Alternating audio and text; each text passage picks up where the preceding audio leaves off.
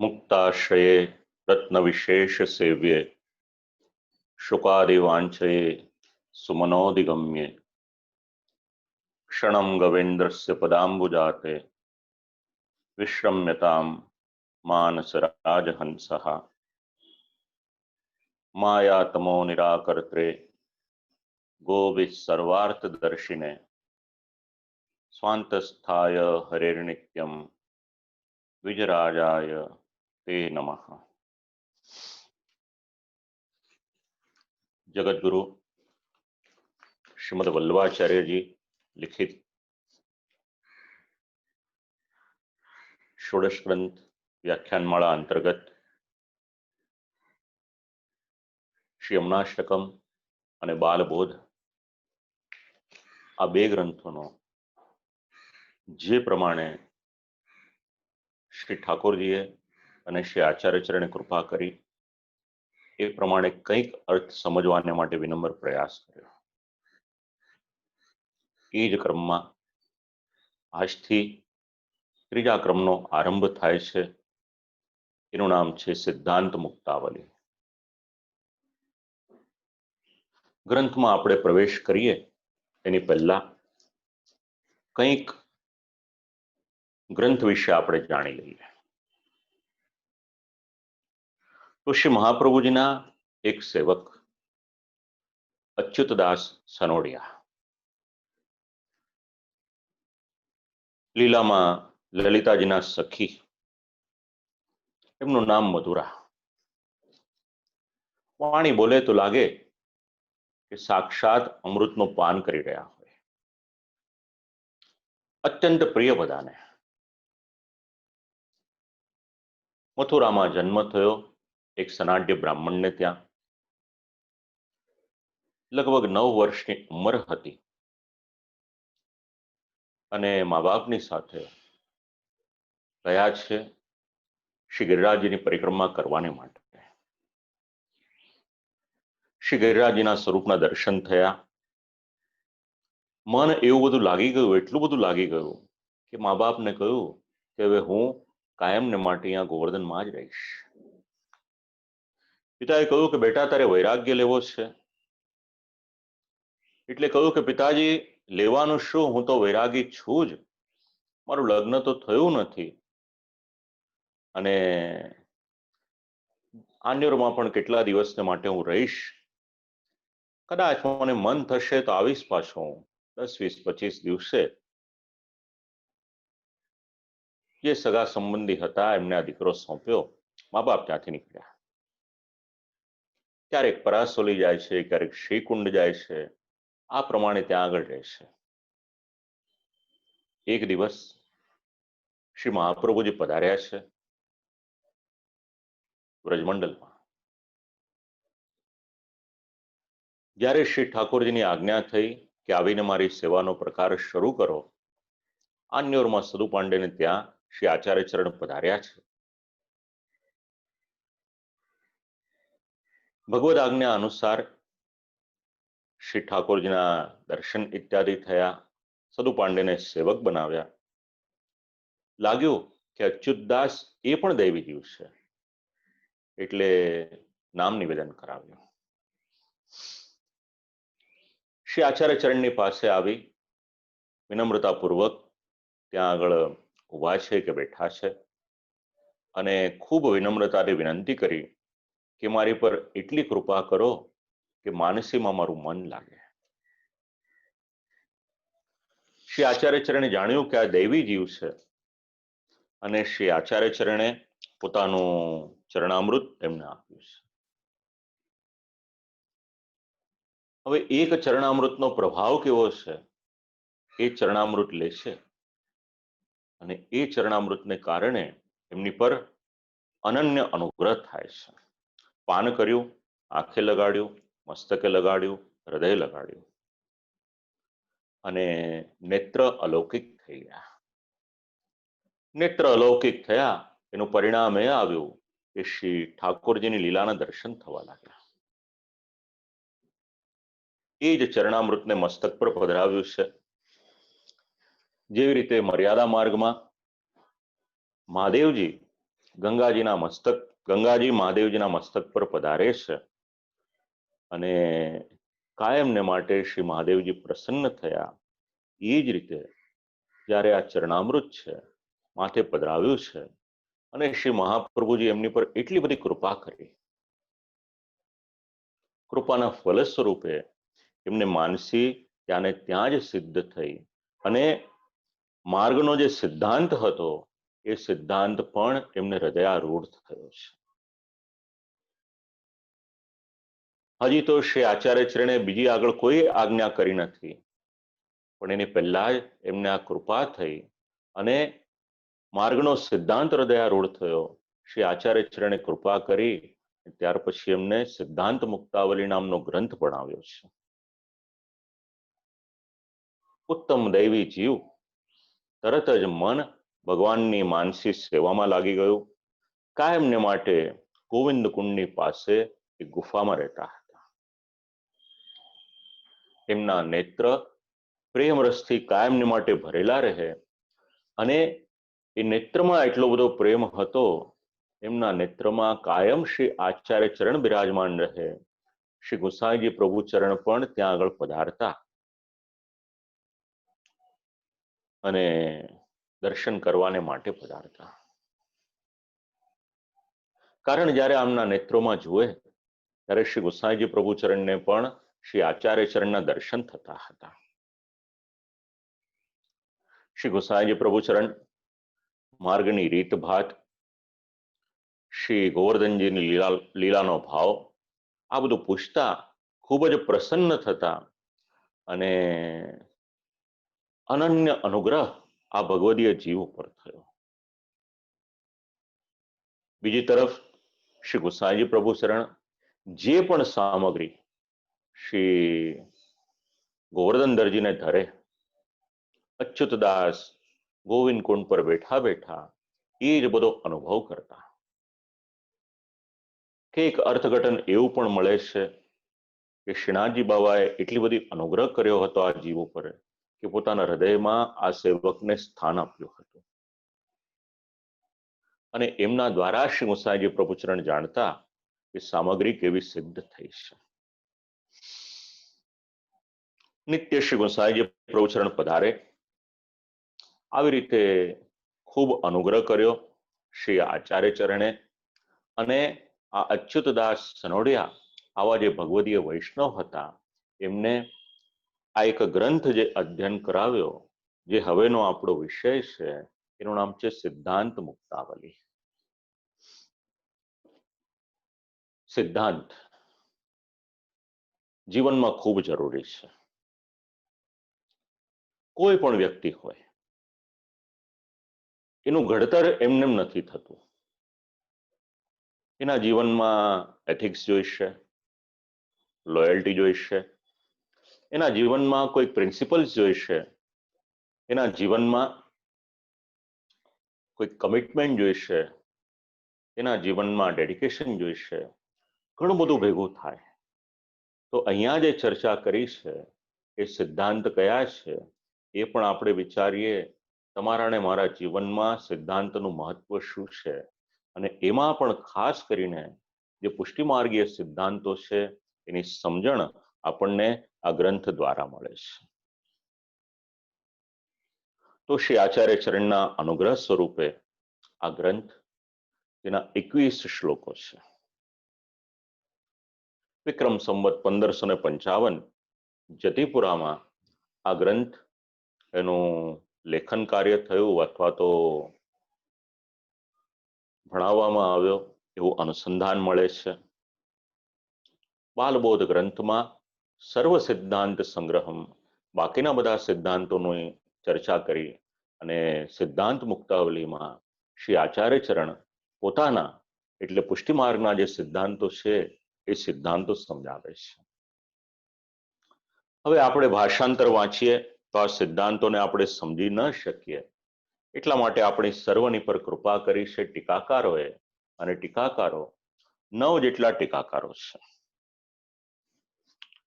શ્રી ગુસાઈજી પ્રભુચરણ, શ્રી ગોકુલેશજી, શ્રી કલ્યાણરાયજી, શ્રી વલ્લભજી, શ્રી દ્વારકેશજી અલગ અલગ ટીકાકારો છે. જ્યારે ટીકાના આધાર ઉપર આ ગ્રંથનો વિચાર કરીએ ત્યારે શ્રી આચાર્ય ચરણનો અનુગ્રહ થાય તેમાંથી કંઈક આપણે જાણી શકીએ. તો આરંભ કરે છે ગ્રંથનો, નત્વા હરિમ પ્રવક્ષ્યામિ સ્વસિદ્ધાંત નિશ્ચયમ કૃષ્ણ સેવા સદા કાર્યા માનસી સા પરામતા. આ પણ કંઈક મહાપ્રભુજીની કૃપા હશે. બન્યું એવું, 3 દિવસને માટે ભાગવત વિદ્યાપીઠમાં વાણી પવિત્ર કરવાની હતી. આપણે જે 5 મિનિટનો સમયનો વિલંબ થતો હતો એનું કારણ કહું આપ લોકોને. ઠાકોરજીએ કંઈક આજ્ઞા કરી તો 3 દિવસને માટે ત્યાં વાણી પવિત્ર કરવાની હતી. આ જ ગ્રંથ હતો. ત્યાં આગળ અત્યારે વિરામ આપ્યો અને આપણે આ સિદ્ધાંત મુક્તાવલીનો અહીંયા આરંભ કરી રહ્યા છીએ. એટલે કેટલાક શ્રોતાઓ જે ઝૂમના માધ્યમ દ્વારા જોડાયા, કદાચ એવું થઈ શકે કે ઉત્તરાર્ધ પહેલા શ્રવણ કર્યો હોય અને હવે પૂર્વાર્ધ શ્રવણ કરે. પણ એ પણ ભગવત કૃપા. ભાગ્યે જેવું બનતું હોય, શ્રીમદ ભાગવતજીની કથામાં તો ઘણી વખત ઠાકોરજીની આજ્ઞાથી એવું થાય કે એક જગ્યાએ વિરામ થાય અને બીજી જગ્યાએ શરૂઆત થાય. પણ ષોડશ ગ્રંથના કે આવા કોઈ વિષયમાં ભાગ્યે જેવું થતું હોય કે વિરામ થાય અને તરત જ 5 મિનિટમાં પાછું એ જ ગ્રંથ ઉપર બોલવાનું આવે, તો આ પણ શ્રી મહાપ્રભુજીની કૃપા કે વાણીને આટલી સ્વીકારે છે. તો શ્રી આચાર્ય ચરણના યુગલશ્રી ચરણોમાં તો પ્રણામ કરીએ, સાથે સાથે નત્વા હરિમ પ્રવક્ષ્યામિ. નત્વા શબ્દને આગળ આપણે 2-3 વખત વિચાર્યો છે.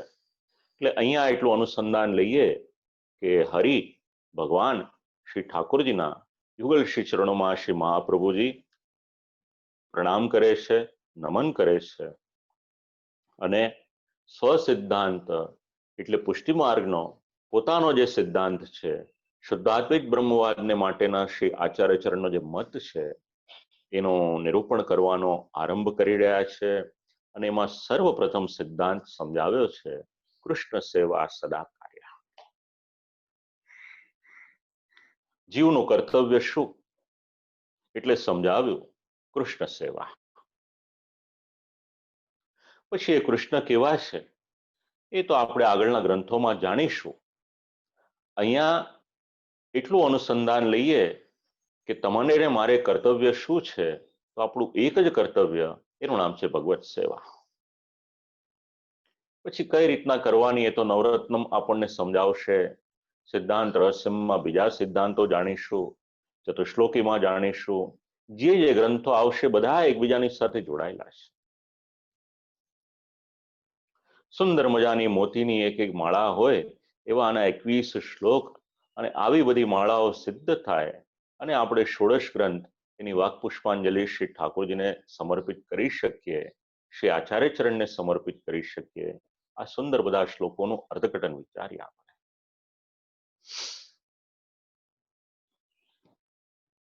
ખૂબ આનંદ થાય છે આવું કોઈ આયોજન થાય છે ત્યારે.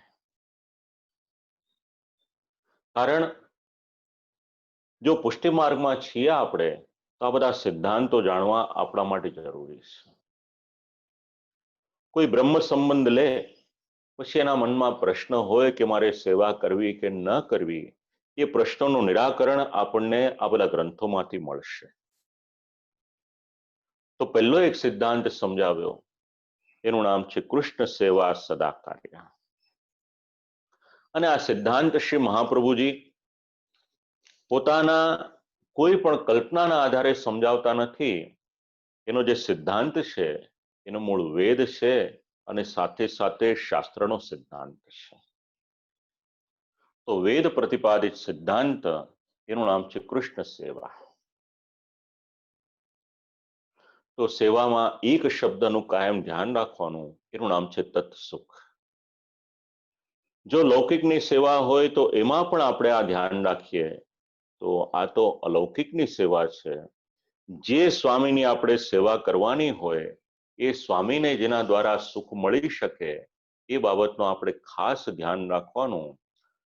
તો સેવા એ જ સ્વતઃ પુરુષાર્થ, અને સેવા બીજા કોઈ પુરુષાર્થનું સાધન નહીં, પરંતુ સેવા એ જ પરમ પુરુષાર્થ છે. એટલા માટે એ સેવા કરવાની.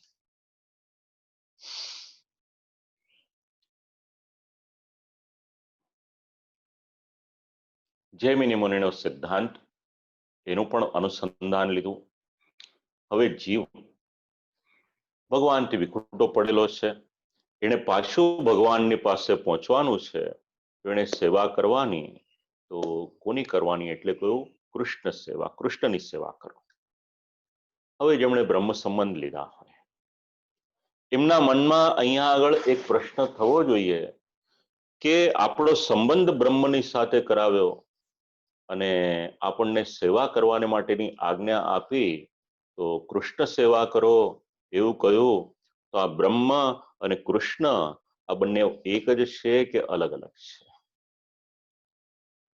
તેના માટે પુરાણનો સંદર્ભ લેવાનો. બ્રહ્મેતિ પરમાત્મેતિ ભગવાન ઇતિ શબ્દતે. અલગ અલગ ગ્રંથો અલગ અલગ નામ આપે છે. વૈદિક સાહિત્ય વાંચો, એમાં શબ્દ મળશે બ્રહ્મ, એની પછી પરમાત્મા. સ્મૃતિ સાહિત્ય હોય, મહાભારત હોય, એમાંથી આપણને શબ્દ મળશે પરમાત્મા. અને શ્રીમદ ભાગવત વાંચીએ તો એમાંથી આપણને શબ્દ મળશે ભગવાન.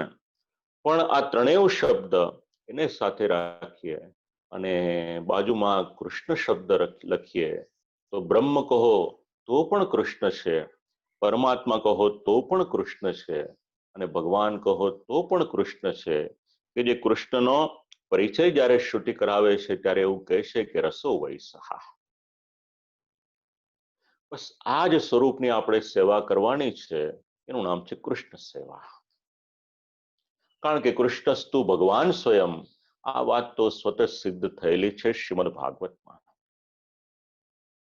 તમારું ને મારું કર્તવ્ય શું? તો ભગવત સેવા. અને સેવામાં આપણું બધું જ જોડી દેવાનું.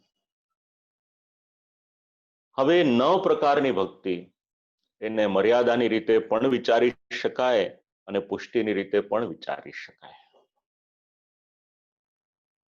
તો ભગવાનની સેવામાં આ જેટલી જેટલી ભક્તિ છે એમાં 7 ભક્તિ એ જીવ સાધ્ય છે અને 2 ભક્તિ એ ભગવાનની કૃપાથી મળે છે.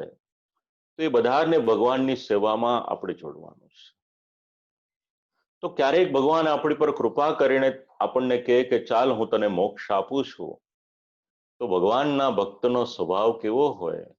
તો ટીકાકાર સમજાવે છે કે ભગવાન એમના ભક્તને સાલોક્ય, સાર્ષ્ટિ, સામીપ્ય, સારૂપ્ય આવો અનેક પ્રકારનો મોક્ષ આપે. તો ભગવાનનો સેવક એવું કહી દે કે પ્રભુ મારે આમાંથી કંઈ નથી જોઈતું, મને અગર કંઈક આપવું છે તો કેવળ અને કેવળ આપની સેવા આપો, એમાં જ મારું જીવન એ કૃતાર્થ છે. હવે જરા કલ્પના કરી જુઓ, આપણું ધર્મશાસ્ત્ર 4 પુરુષાર્થને પ્રાધાન્ય આપે છે: ધર્મ, અર્થ, કામ અને મોક્ષ. હવે આ 4 પુરુષાર્થ આપણને મળતા હોય અને એમાં મોક્ષ એ તો આપણો અંતિમ પુરુષાર્થ. પણ ભગવાનનો સેવક ત્યાં આગળ કહી દેશે કે પ્રભુ મને મોક્ષ નહીં આપો, જે પ્રમાણે આ સાલોક્ય સાર્ષ્ટિ છે એ પ્રમાણેના મોક્ષની મને કોઈ ઈચ્છા નથી. જો મને કંઈક આપવું હોય તો મોક્ષ પણ પુષ્ટિમાર્ગીય પદ્ધતિ પ્રમાણે આપો. તો સેવાનું આટલું મહાત્મ્ય શેને માટે? તો ટીકાકાર સમજાવે છે, સેવા હિ સેવક ધર્મ. સેવકનો ધર્મ શું? બહુ નાનું એવું વાક્ય છે, શક્ય હોય તો યાદ રાખજો, અને જે લોકો લખતા હોય, જે વૈષ્ણવો, એ લોકો લખી લેજો. સેવા હિ સેવક ધર્મ. ખૂબ અગત્યની વાત છે. સેવકનો ધર્મ શું? તો સેવકનો ધર્મ એ ભગવત સેવા. તદુક્ત્યા જીવાનામ અશેષાણામ સહજદાસત્વમ જ્ઞાપિતમ. જેટલા પણ જીવો છે, સમસ્ત જીવો એ ભગવાનના સહજ રીતે દાસ છે. અને દાસનું કાર્ય શું? તો કે દાસનું કાર્ય એક જ એ છે ભગવાનની સેવા. આવશ્યકાર્થણ્ય પ્રત્યયાંત કાર્યપદોક્ત્યા તદકરણે પ્રત્યવાયી ભવતીતિ ભાવો જ્ઞાપતે. હવે કોઈ એમ કહે કે ભાઈ સેવા નહીં કરું તો શું, તો સ્પષ્ટ શબ્દમાં અહીંયા આગળ આજ્ઞા કરે છે કે સેવા નહીં કરો તો દોષ લાગશે. તો કલયુગનો જીવ એવું વિચારે કે ભાઈ બ્રહ્મ સંબંધ લઉં અને સેવા ન કરું અને દોષ લાગતો હોય તો મારે બ્રહ્મ સંબંધ લેવા જ નથી, તો કેમ રહે? તો એનો નિર્ણય તો આપણે સિદ્ધાંત રહસ્યમાં વિચારીશું કે લઈએ તો શું થાય.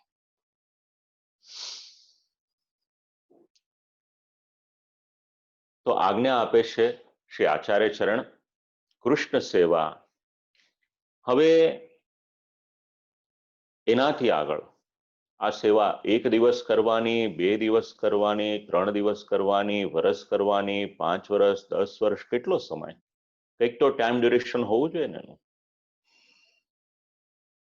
એટલે શ્રી આચાર્ય ચરણે આપણા મનમાં આવો કોઈ વિચાર હોય કે પ્રશ્ન હોય તો એનું નિરાકરણ કેવળ 2 શબ્દમાં, એટલે કેવળ 4 જ અક્ષર, વધારે કંઈ નહીં. બહુ લાંબી વાત નથી કરી.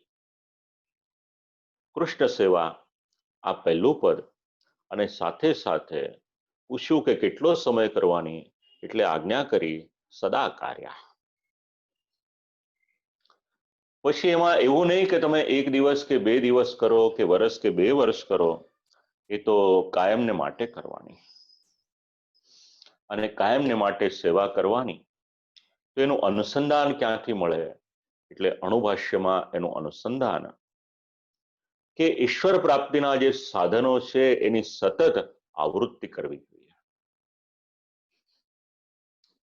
હવે એક પતિ પત્ની હોય, લગ્ન થયા, પતિ પત્ની તરીકેનો સંબંધ બંધાયો. હવે એ પત્ની, એનું કર્તવ્ય છે કે પોતાના પતિને વફાદાર રહે. હવે એ વર્ષમાં 1 દિવસ, 2 દિવસ કે 3 દિવસ પોતાના પત્નીને કેવળ મોઢું બતાવી દે કે મારો હજી આપની સાથે સંબંધ છે, હા, અને બાકીના દિવસોમાં એને મોઢું ન બતાવે તો ચાલે કે ન ચાલે? તો પછી એનો પતિ એને કહેશે કે ભલે તારે ત્યારે એમ રહેવું છે તો તું એ પ્રમાણે રહે, આપણા બંનેનો બહુ મનમેળ લાગતો નથી. બસ એ જ વાતને અહીંયા આગળ વિચાર કરો. જો આપણે ભગવાનના સેવક થયા, મૂળભૂત રીતે આપણે ભગવાનના સેવક છીએ, તો શ્રી આચાર્ય ચરણ જે આજ્ઞા કરે છે આપણે જીવનમાં ઉતારવાની, એનું નામ છે સદા કાર્ય. વૈષ્ણવનો અનુભવ છે, જે દિવસે વૈષ્ણવ પોતાના સેવ્ય સ્વરૂપની સન્મુખ ન જઈ શકે, એને એ દિવસમાં કંઈક બેચેની લાગે, એને એવું લાગે કે આજનો મારો દિવસ એમને મળ્યો. આ પુષ્ટિનું બીજ ભગવાને જ્યારે આપ્યું છે ત્યારે થઈ શકે. તો ઉપનિષદના જે પ્રમાણો છે એ બધાનું અનુસંધાન, અણુભાષ્યનું અનુસંધાન લઈએ તો એમાં પણ એ જ સમજાવ્યું કે ઈશ્વર પ્રાપ્તિના સાધન એની સાથે સતત જોડાયેલું રહેવાનું. અને જેમ જેમ દોષ દૂર થતા જાય એમ એમ ભગવાનના દર્શન થતા જાય. બસ એ જ અનુસંધાન રાખવાનું. જેમ જેમ આપણે ભગવાનની સેવા કરતા જઈશું, જે થોડા ઘણા દોષ રહી ગયા હશે, બ્રહ્મ સંબંધ લીધા પછી પણ આપણા ધ્યાનમાં નહીં હોય અને દુસ્સંગ વગેરેથી કદાચ આવ્યા હશે, તો ભગવાન આપણી પર અનુગ્રહ કરશે અને અનુગ્રહને કારણે જીવનમાં રહેલા દોષ છે એ દોષ દૂર કરશે. કૃષ્ણ સેવા સદા કાર્ય.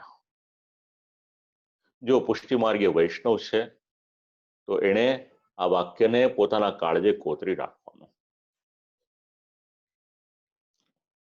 હવે ભગવાનની સેવા કરવાને માટેની આજ્ઞા તો કરી છે આચાર્ય ચરણે કે કાયમને માટે ભગવત સેવા કરો. તો સેવા કયા પ્રકારની કરવાની એના માટેની આજ્ઞા અંતિમ પદમાં આ શ્લોકમાં સમજાવવામાં આવી છે.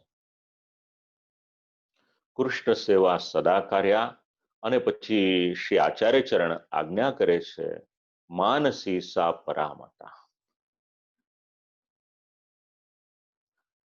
એની પછીના શ્લોકના પણ શબ્દો લઈ લઈએ તો સમજવામાં સરળતા રહેશે. હવે માનસી સેવા કરવાની હોય આપણે તો એનું અનુસંધાન આપણે વિચારીએ તો ચેતસ તત્પ્રવણમ સેવા તત્સિદ્ધે તનુવિત્તજા, આ શબ્દોનો પણ સાથે વિચાર કરી લઈએ. શ્રી આચાર્ય ચરણે આજ્ઞા કરી સેવા કરવાની તો ટીકાકારો આપણને સેવાના બે પ્રકાર સમજાવે છે. એક સાધન સેવા છે અને બીજી ફલ સેવા છે. આપણી ભાષામાં સમજીએ એટલે સમજવામાં થોડી સાનુકૂળતા રહેશે. કોઈ આપણને ફળ જોઈતું હોય તો એના માટે આપણે કંઈક સાધન કરવું પડે.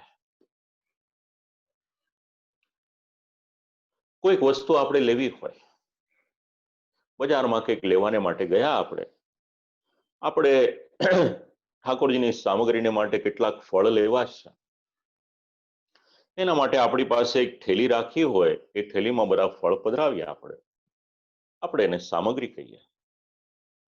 ક્યાંક આપણે જવું હોય, એક જગ્યાએથી બીજી જગ્યાએ જવું હોય તો ત્યાં આગળ જવાને માટે આપણે આપણું વાહન હોય એનો ઉપયોગ કરીએ. કાર હોય, સ્કૂટર હોય, કંઈ ન હોય તો આપણે ચાલતા પણ જઈએ. તો ત્યાં સુધી જવાને માટે જે આપણને સહાયક થાય છે એનું નામ છે સાધન, અને જ્યાં આગળ આપણે પહોંચીએ છીએ એ આપણું ફલ છે. તો અહીંયા આગળ આ બે શબ્દ આપણે સમજવાના છે. જે પદ સમજાવ્યું માનસી સા પરામતા, તો ફલ સ્વરૂપ સેવા એનું નામ છે માનસી સેવા.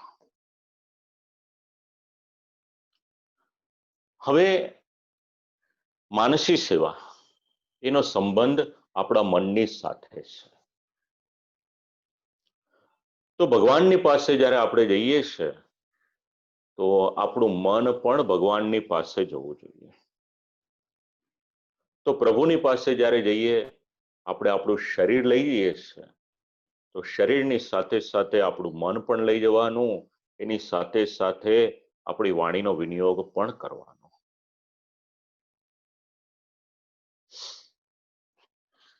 તો ભગવત સેવા એમાં માનસી, તો માનસી સેવા એ કોને સિદ્ધ થઈ એ પણ આપણે વિચારીએ. તો એક તો હમણાં જે વૈષ્ણવનો આપણે ચરિત્ર શ્રવણ કર્યું, અચ્યુતદાસ સનોડિયા. હવે આપણા મનમાં વિચાર આવે કે ભાઈ એમણે તો સાધન સેવા કરી નથી, તો પછી એમને માનસી સિદ્ધ કઈ રીતે થઈ? તો ત્યાં આગળ એક અપવાદ છે. સામાન્ય એક પ્રોસેસ એવો સમજાવ્યો છે કે તમે જ્યારે સાધન સેવા કરશો ત્યારે તમને ફલ સેવા સિદ્ધ થશે. આ શ્રી મહાપ્રભુજી આપણને સિદ્ધાંત સમજાવે છે. તો માનસીમાં કોઈક આપણે પ્રમાણ લેવું હોય તો વાર્તા પ્રસંગમાં અલગ અલગ પ્રમાણ મળે છે. એક તો અચ્યુતદાસ સનોડિયા તો છે જ કે જેમને શ્રી આચાર્ય ચરણની કૃપાથી માનસી સિદ્ધ થઈ, પણ લગભગ વૈષ્ણવને ધ્યાન હોય એવો એક પ્રસંગ યાદ કરાવું ખૂબ સંક્ષિપ્તમાં. એ વૈષ્ણવનું નામ ગજ્જન ધાવન. પોતાના સેવ્ય શ્રી ઠાકોરજીની સેવા કરે. ઠાકોરજીનો ખૂબ અનુગ્રહ આ ભગવદીય વૈષ્ણવ પર. એટલો અનુગ્રહ કે ઠાકોરજી એની પીઠ ઉપર બિરાજમાન થાય અને આ વૈષ્ણવ એ ઘોડો બની અને આમ ચાલે પોતાના ઘરમાં અને પોતાના સ્થાનમાં અને શ્રી ઠાકોરજીને લાડ લડાવે. આટલા પ્રેમથી શ્રી ઠાકોરજી એમની ત્યાં બિરાજે. તો એક દિવસ અચાનક ઠાકોરજી આજ્ઞા કરી કે ચાલ મને મહાપ્રભુજીની પાસે લઈ જા, હવે હું ત્યાં આગળ રહીશ. ભગવદ આજ્ઞા તો સર્વોપરી છે સંપ્રદાયમાં. તરત જ શ્રી આચાર્ય ચરણની પાસે લઈ આવ્યા. શ્રી આચાર્ય ચરણ આનંદિત તો થયા કે પ્રભુ પધાર્યા છે, પણ કહ્યું કે પ્રભુ અચાનક પધાર્યા. એટલે આ વૈષ્ણવે ગજ્જન ધાવને જવાબ આપ્યો કે ભગવદ આજ્ઞા થઈ, મને સમય પણ ના આપ્યો, બિલકુલ સમય નતો, એટલે મારે તરત જ આવવું પડ્યું આપની પાસે. પધરાવ્યા છે સેવામાં. હવે બાકીની બધી વ્યવસ્થા તો સચવાઈ ગઈ, પણ રાત્રે પોઢવાનું હતું. અને એ પ્રસંગ જ્યારે વાંચીએ ત્યારે શ્રી આચાર્ય ચરણનું સ્વરૂપ અને શ્રી ઠાકોરજીની સાથેનો જે ભાવ છે એ સમજાય છે. આપણે એનું અનુસંધાન નથી લેતા હમણાં, આપણે માનસી શબ્દ સમજવાનો છે. હવે શ્રી ઠાકોરજી આ વૈષ્ણવની પર ખૂબ કૃપા કરી હતી. એક દિવસ સેવાના ક્રમમાં ઠાકોરજીને બીડા ધરવાના હશે એટલે અક્કાજીએ આજ્ઞા કરી ગજ્જનધાવનને કે જઈને બજારમાંથી પાન લઈ આવો. હવે આ વૈષ્ણવ એક ક્ષણને માટે પણ પોતાના ઠાકોરજી વગર એમને ચાલતું નથી, પણ આજ્ઞા થઈ એટલે સ્થાનમાંથી નીકળ્યા અને હજી તો બજાર સુધી પહોંચે ત્યાં તો ત્યાં ને ત્યાં બેહોશ થઈ ગયા, એમને મૂર્છા આવી ગઈ. બીજી તરફ શ્રી ઠાકોરજીને રાજભોગ ધર્યો છે. આજ્ઞા કરી કે જ્યાં સુધી મારો ગજ્જન નહીં આવે ત્યાં સુધી હું રાજભોગ નહીં આરોગું. શ્રી મહાપ્રભુજીએ પૂછ્યું કે ભાઈ ક્યાં છે ગજ્જન? એટલે કહ્યું અક્કાજીએ કે એમને તો મેં આ રીતની સામગ્રી પધરાવવા માટે મોકલ્યા છે. તરત જ સેવકોને મોકલ્યા, બેહોશ મૂર્છા આવેલી પડ્યા છે, સચેત કર્યા અને લાવ્યા એમને. પછી શ્રી ઠાકોરજી રાજભોગ અંગીકાર કરે છે. અને એ સમયે શ્રી મહાપ્રભુજી આજ્ઞા આપી કે આજ પછી ક્યારેય પણ ગજ્જનને આ સ્થાનથી દૂર કરશો નહીં, કારણ એને ઠાકોરજી વગર નથી ચાલતું અને શ્રી ઠાકોરજીને એની વગર નથી ચાલતું. બસ આ મનમાં એમને માનસી એ સતત સિદ્ધ થઈ ગઈ હતી. એમણે સાધન સેવા કરી પછી માનસી સિદ્ધ થઈ અને અચ્યુતદાસ સનોડિયા એમણે સાધન સેવા કર્યા વગર શ્રી આચાર્ય ચરણની કૃપાથી ચરણામૃત લેવા માત્રથી એમને માનસી સિદ્ધ થઈ.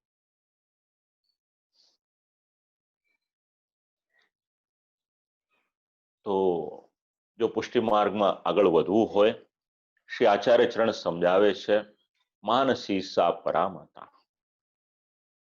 ભગવાનની પ્રાપ્તિમાં માનસી સેવા એ મુખ્ય સેવા છે. અને એ સિદ્ધ કોને થઈ? ગજ્જનધાવનને તો થઈ, પણ એનાથી પણ આગળ કોઈકને સિદ્ધ થઈ તો વ્રજભક્તોને સિદ્ધ થઈ. વ્રજભક્તોનું મન પૂર્ણ રીતે ભગવાનમાં અનુરક્ત થયું હતું. અને ભગવાન સ્વયં જ્યારે જ્ઞાન આપે છે ઉદ્ધવજીને, ત્યારે ભગવાન સ્વયં એવી આજ્ઞા કરે છે કે વ્રજભક્તોનું, ગોપીજનોનું મન પૂર્ણ રીતે મારામાં લાગી ગયું હતું. એમને પછી દેહ ધર્મ વગેરે કોઈ પણ પ્રકારનું નડતર રહ્યું ન. ખૂબ સુંદર આપણને એક આજ્ઞા કરી હતી ત્યારે સાધન દીપિકાના સત્રનું વિરામ થયું અને પૂજ્યપાદ ગોસ્વામી 108 શ્રી મધુસૂદનજી શ્રી તિલક બાવા શ્રી પધાર્યા. એક વાક્ય કહ્યું હતું આપશ્રીએ કે પુષ્ટિ માર્ગની સેવાનો ક્રમ વ્રજભક્તોથી શરૂ થાય છે અને એનો વિરામ પણ વ્રજભક્તોથી જ થાય છે. ગોપીજનોને આ સિદ્ધ થયેલું હતું કારણ કે એમનું મન સતત ભગવાનમાં જ લાગેલું હતું. હવે આ માનસી સેવા સિદ્ધ કઈ રીતે થાય? તો એના માટે આજ્ઞા કરે છે કૃષ્ણ સેવા સદા કાર્યા માનસી સા પરામતા. અને એની પછી એક પ્રશ્ન થાય આપણા મનમાં કે સેવા કોને કહેવાય? પહેલો શ્લોક અહીંયા આગળ વિરામ થાય છે. એમાં એવું સમજાવ્યું કે સેવા કરવી કાયમને માટે એ જીવનું કર્તવ્ય છે અને માનસી સેવા મુખ્ય છે. આ પહેલો શ્લોક શ્રી મહાપ્રભુજીનો સિદ્ધાંત. બીજા શ્લોકના આરંભમાં પ્રશ્ન થાય કે સેવા એટલે શું? હવે કોઈકને સુંદર મજાની સામગ્રી સિદ્ધ કરતા આવડે તો એ એવું વિચારે કે ઠાકોરજી માટે સામગ્રી સિદ્ધ કરવી એનું નામ સેવા. તો કોઈકને વસ્ત્ર સિદ્ધ કરતા આવડતું હોય એ એવું વિચારે કે વસ્ત્રની સેવા એનું નામ સેવા. કોઈક શ્રી ઠાકોરજીના શૃંગાર સુંદર રીતે કરી શકે એવું વિચારે કે શ્રી ઠાકોરજીના સ્વરૂપની સેવા એનું નામ સેવા. આપણે પોતપોતાની રીતના અલગ અલગ એની વ્યાખ્યાઓ કરીએ, પણ શ્રી મહાપ્રભુજી ખૂબ ઓછા શબ્દોમાં આપણને સમજાવી દે છે કે સેવા એટલે શું. તો આજ્ઞા કરી ચેતસ્તત પ્રવણમ સેવા. સમજવા જેવી વાત છે જરા. આપણે આપણો દેહ, આપણું તન મન ધન, આપણી કાયા, આપણી વાણી, આપણું મન, આ બધું પ્રભુમાં જોડવાનું. પણ અહીંયા આગળ આજ્ઞા કરી કે ચિત્તનું પ્રભુમાં પરોવાઈ જવું, એનું નામ છે માનસી સેવા. બહુ અઘરી છે આ વાત. શરીર તો આપણું શ્રી ઠાકોરજીની સન્મુખમાં પહોંચી જાય છે કે સવારનો 7:30નો સમય છે, એટલે 7:30 વાગે આપણે શ્રી ઠાકોરજીની સન્મુખમાં તો પહોંચી જઈએ છીએ. પણ સાથે સાથે આપણું ચિત્ત, આપણું મન શ્રી ઠાકોરજીમાં પહોંચ્યું છે કે કેમ, એક પ્રશ્ન છે. અને આપણું શાસ્ત્ર મનને ખૂબ બારીકાઈથી તપાસે છે. આપણું મન કેવું થશે, એટલે શાસ્ત્ર એવું સમજાવે છે કે જેવું અન્ન એવું મન. તો જો ચિત્તને પ્રભુમાં પરોવવું હોય તો એ ચિત્તને શુદ્ધ રાખવું એ આપણું કર્તવ્ય છે. અને અહીંયા આગળ શબ્દ પ્રયોગ કર્યો છે પ્રવણમ. પ્રવણનો અર્થ શું થાય, એટલે કયું પરોવાઈ જવું. એ રીતે ફૂલગરની સેવા કરે બહેનો, માતાઓ, દીકરીઓ જે પણ સેવા કરતા હોય, સોય હોય, દોરો હોય, પુષ્પ હોય, એક પછી એક પુષ્પ લઈ અને માલા જે સિદ્ધ કરે, તો એ પુષ્પને જેવી રીતે એમાં પરોવવામાં આવે છે અને પછી સુંદર રીતે શ્રી ઠાકોરજીની સન્મુખમાં જાય છે. બસ ભગવાને આપણને આ જે ચિત્ત આપ્યું છે, એ ચિત્તને આપણે આ રીતે શ્રી ઠાકોરજીની સેવામાં, ઠાકોરજીના સ્વરૂપમાં આપણે એને પરોવી દેવાનું છે. પ્રવણમ. તો આવી રીતે કોઈનું ચિત્ત પરોવાયું કે નહીં, તેનું પ્રમાણ આપે છે શ્રીમદ ભાગવત. ભગવાન જ્યારે વનમાં પધારે છે, તો ભગવાનની પાછળ પાછળ ગોપીજનોનું મન, ગોપીજનોએ કોઈ પણ પ્રકારનો પ્રયત્ન નથી કરવો પડતો. કોઈ પણ પ્રકારના પ્રયત્ન વગર ગોપીજનોનું ચિત્ત એ ભગવાનમાં પરોવાઈ ગયેલું છે. એટલે જ્યાં ભગવાન પધારે ત્યાં ગોપીજનોનું મન, ગોપીજનોનું ચિત્ત એ પાછળ પાછળ જાય. અને જો એવું ન થતું હોત તો જે લીલાઓ શ્રી ઠાકોરજી વનમાં કરતા હતા, એ લીલાઓના દર્શન ગોપીજનો જે સ્થાનમાં હતા એમને થાત ખરા કોઈ દિવસ? ગીતનું ગાન તો આપણે કરીએ છીએ, અક્ષન્વતામ ફલમિદમ ન પરમ વિદામહા, અથવા તો પછી વામ બાહુ કૃત વામ કપોલો વલ્ગિત બ્રુરધરાર્પિત વેણુ. પણ આ બધું આવ્યું ક્યાંથી? વિષજલાપે આ જ્વાલ રાક્ષસાત, એમાં તો ભવિષ્યમાં જે પ્રભુ કરવાના છે એ પણ ગોપીજનો વર્ણન કરે છે. તો ગોપીજનોનું મન અને ગોપીજનોનું ચિત્ત જો ભગવાનમાં પરોવાયેલું ન હોત તો પછી આ બધા શબ્દો આવત ક્યાંથી? બસ આ જ સિદ્ધાંતો આપણને સમજાવે છે સિદ્ધાંત મુક્તાવલી. ચેતસ્તત પ્રવણમ સેવા, કે પોતાનું જે મન છે એ મનને કાયમને માટે ભગવાનની પાસે નમાવેલું રાખો. આપણું મન ભગવાનને સોંપી દો કે પ્રભુ આ મન આપને સોંપ્યું. અને જ્યાં સુધી એ ભાવ આપણા હૃદયમાં નહીં આવે ત્યાં સુધી આ ચેતસ્તત પ્રવણમ સેવા એ સિદ્ધ થવું અઘરું છે.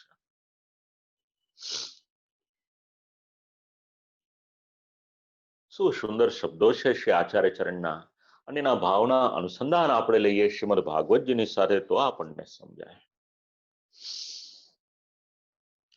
શ્રી પુરુષોત્તમજી સમજાવે છે મન કેવું છે, એટલે કયું અન્નમય છે. અને અન્નનો સંબંધ એ પૃથ્વીની સાથે. તો ભગવાનમાં આપણું મન એને જોડવાનું, પોતાનો દેહ છે એને જોડીએ.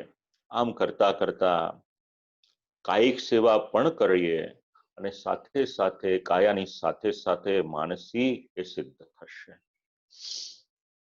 ઘણું બધું વિવરણ છે, પણ બાજુમાં ઘડિયાળ છે એની તરફ જોવું એટલે અટકી જવાય છે. વાત નીકળી તો કહું આપ લોકોને. ષોડશ ગ્રંથના ક્રમમાં પરિષદે કોઈ એવો નિયમ નતો રાખ્યો કે આપણે આટલા જ દિવસ માટે કરીએ, પૂર્ણ છૂટ. પણ એક વિચાર એવો કર્યો કે જે વિસ્તૃત ગ્રંથ છે એના માટે 2 દિવસ રાખીએ અને 1 દિવસ શ્રી વલ્લભકુલના આચાર્ય બાલક પધારે, એમના વચનામૃત થાય. તેમાં 2 વિચાર કર્યો કે ઘણા વખતે આવું કંઈક શ્રવણ કરી રહ્યા હો, ઘણા સમયે આવો આનંદ લઈ રહ્યા હો, ત્યારે પછી ઠાકોરજીની કૃપા આપણી પર થાય કે અત્યારના દરેક ગ્રંથને આપણે 2 કલાક 3 કલાકને માટે વિચારીએ અને ક્યારેક ભવિષ્યમાં શ્રી ઠાકોરજી અનુકૂળતા પાછી આપે પછી સિદ્ધાંત મુક્તાવલી જ લઈએ, 4 દિવસ 5 દિવસનું સત્ર આપણે એની પર રાખીએ, પણ એક વખત વિષયમાં પ્રવેશ થાય તો એ શક્ય થશે. તો આખો જ આ જે સત્ર છે એ આપણો પુનઃ પ્રવેશ આ વિષયમાં થઈ શકે એના માટે છે. કારણ કે જો એક ગ્રંથને એક અઠવાડિયું આપીએ તો પછી 16 વીક સુધીનો આખો એક ક્રમ થઈ જાય, ઘણું લાંબુ થઈ જાય. અને ભોજન એટલું કરવું કે જેટલું આપણે પચવી શકીએ. એટલા જ માટે એ રીતનો ક્રમ રાખ્યો છે.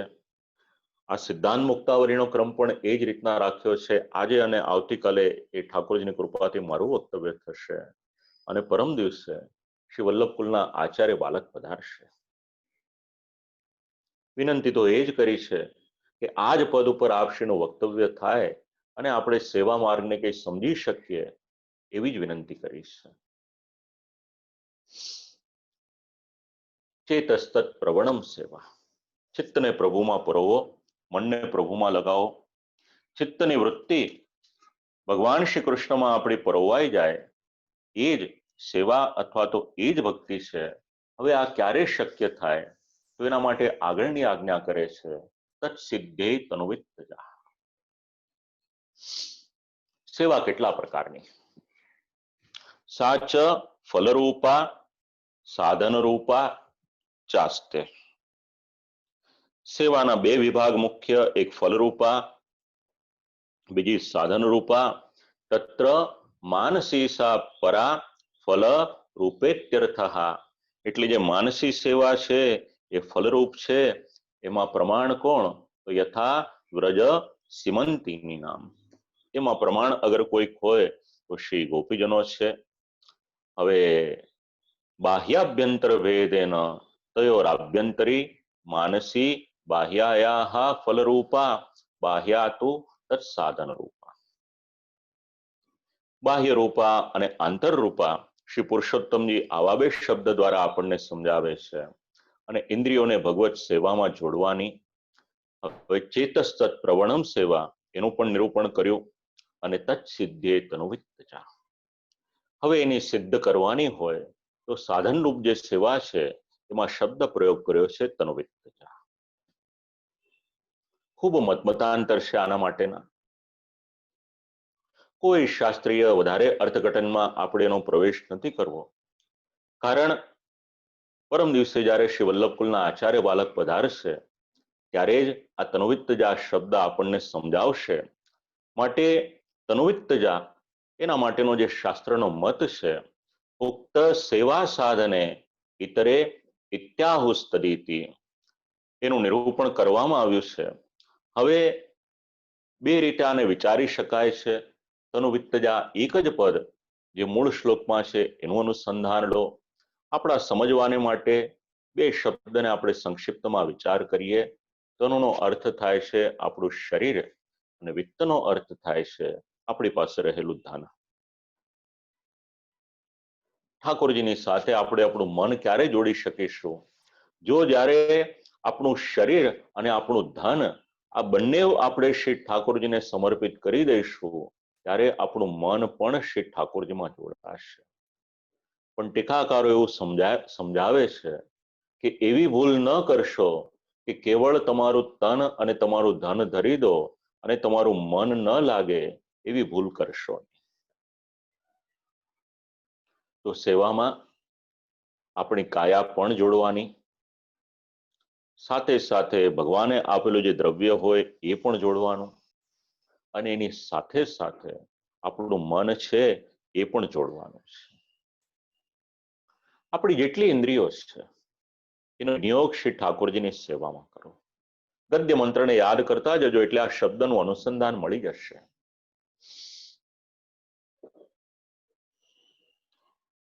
તો ઇન્દ્રિયોને જોડવાનો પ્રકાર આપણને ક્યાંથી મળશે? તો શ્રીમદ ભાગવત વાંચો એમાંથી પ્રકાર મળશે. જે શ્રોતાઓ શ્રીમદ ભાગવતનું સત્ર એટેન્ડ કરે છે એમને તો શ્રીમદ ભાગવતજીના બીજા સ્કંદના 3 અધ્યાયમાં જ આ વાત સમજાવી છે.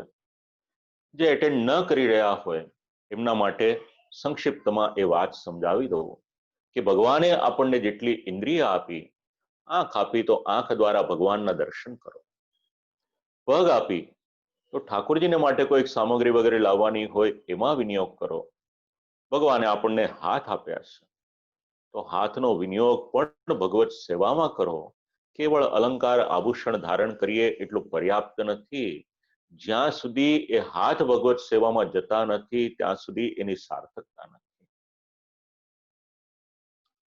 આમ પ્રત્યેક ઇન્દ્રિય, ભગવાને કાન આપ્યા એનો વિનિયોગ શું? તો હમણાં જે ચાલી રહ્યું છે ભગવાનના ચરિત્રોનું શ્રવણ કરો, શાસ્ત્રનું શ્રવણ કરો. પછી એ શ્રવણ કોની પાસેથી કરવું, વક્તા શ્રોતાના અધિકાર શું, એ તો આપણે જલભેદ અને પંચપદ્યમાં સમજીશું. ભગવાને આપણને વાણી આપી છે એનો વિનિયોગ ભગવાનની સેવામાં, જ્યારે કીર્તનનું ગાન કરવાનું હોય અથવા તો કોઈક શ્લોકોનું ગાન કરવાનું હોય ત્યાં આગળ કરો. કેટલાક પાઠ એવા છે કે શ્રી ઠાકોરજીની સન્મુખમાં થાય, કેટલાક પાઠ એવા છે કે જે અનુસરના સમયમાં થાય. આ રીતે ભગવાને આપણને કંઠ આપ્યો છે તો કીર્તનમાં ઉપયોગ કરો. આમ ભગવાને આપેલી પ્રત્યેક ઇન્દ્રિય એને આપણે શ્રી ઠાકોરજીના સેવામાં લગાવીએ.